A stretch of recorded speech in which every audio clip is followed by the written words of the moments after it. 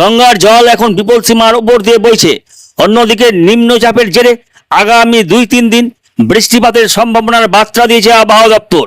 সত্যি যদি ভারী বৃষ্টিপাত হয় তাহলে মুর্শিদাবাদের গঙ্গা তীরবর্তী এলাকাগুলো প্লাবিত হয়ে যাওয়ার সম্ভাবনা আরও বেড়ে যাবে।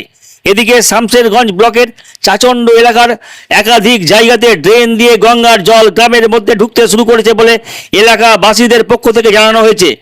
গঙ্গার জল গ্রামে ঢুকতে থাকায় অপেক্ষাকৃত নিচু জায়গাগুলোতে জল জমতে শুরু করেছে। প্রবল বেগে গঙ্গার জল ঢুকতে থাকায় পুকুরগুলো প্রায় ভর্তি হওয়ার মুখে। স্থানীয়দের আশঙ্কা, পুকুরগুলো পুরোপুরি ভর্তি হয়ে গেলে উপচিয়ে সেই জল বাড়িতে ঢুকতে পারে। বন্যার হাত থেকে পরিত্রাণ পেতে ড্রেনগুলো পাথরকুচি দিয়ে সাময়িক বন্ধ করার চেষ্টা হচ্ছে, কিন্তু সোমবার বিকেলের দিকে গঙ্গার জলস্তর যেভাবে বেড়ে চলেছে তাতে বন্যার আশঙ্কা আরও অনেকটাই বেড়েছে বলে গঙ্গা তীরবর্তী এলাকার মানুষজন জানিয়েছেন। ব্লক প্রশাসনকে বন্যা প্রতিরোধে উদ্যোগ নেওয়ার দাবি উঠেছে সাধারণ স্তর থেকে। রঘুনাথগঞ্জ 1 এবং রঘুনাথগঞ্জ 2 ব্লক বন্যার আশঙ্কায় ভুগছে। বন্যা পরিস্থিতির মধ্যে রয়েছে সুতি 1, সুতি 2, ফারাক্কা প্রভৃতি ব্লক বলে খবর পাওয়া গেছে। বিষয়টি প্রতিক্রিয়া জানতে কল করা হয় শামশেরগঞ্জের বিডিও সুজিত চন্দ্র লোধের মোবাইল নম্বরে। শামশেরগঞ্জের বিডিও সুজিত চন্দ্র লোধ জানিয়েছেন, গঙ্গার জলস্তর বাড়তে থাকায় এমনটা হয়েছে।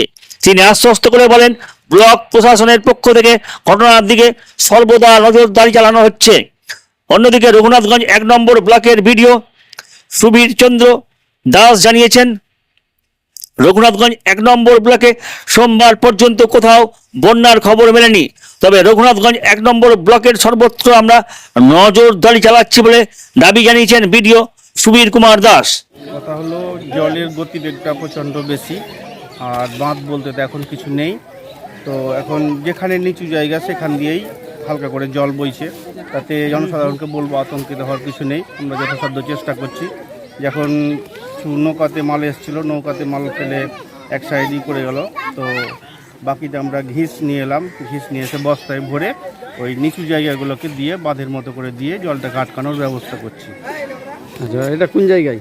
এটা উত্তর চাচণ্ড। আপনার নাম? আমার নাম রেজাউল করিম। আপনি কি পদে আছেন? আমি জনপ্রতিনিধি মেম্বার। কোন থেকে ঢুকছে?